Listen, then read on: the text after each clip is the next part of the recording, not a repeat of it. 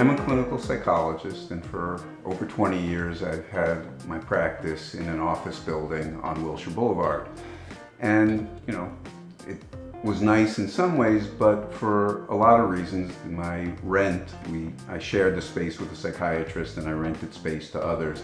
My portion of that came to about $3,000 a month, plus another $200 a month for parking, plus obviously I have to go out for meals every day.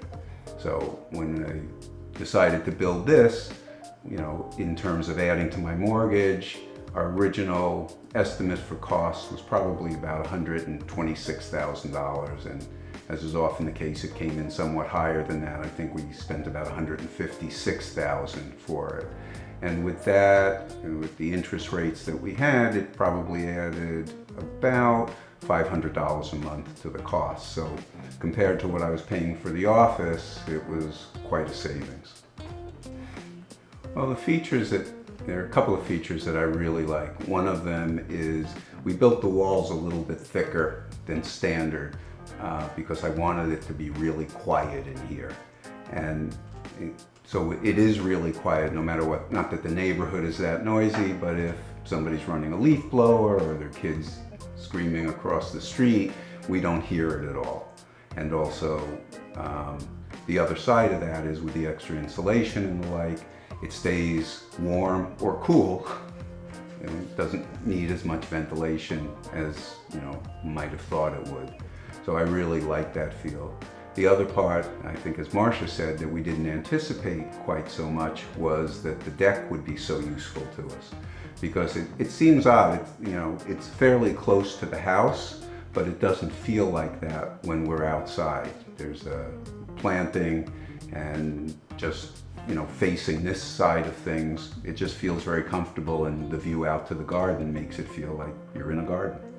That we really wanted this place to be light and have sufficient lighting at night, but even during the day. So the skylight was a big important feature for us. So it's very bright and very light, and I think that really adds to the feeling when you're inside. And then outside, the feeling is that it really fits as a part of the garden. It feels like it's a part of our yard, and it feels like it's a part of the garden.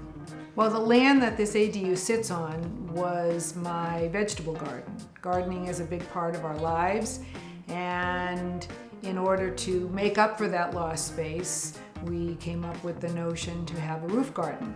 So we have a much sunnier spot, and we have a very large space for our vegetables.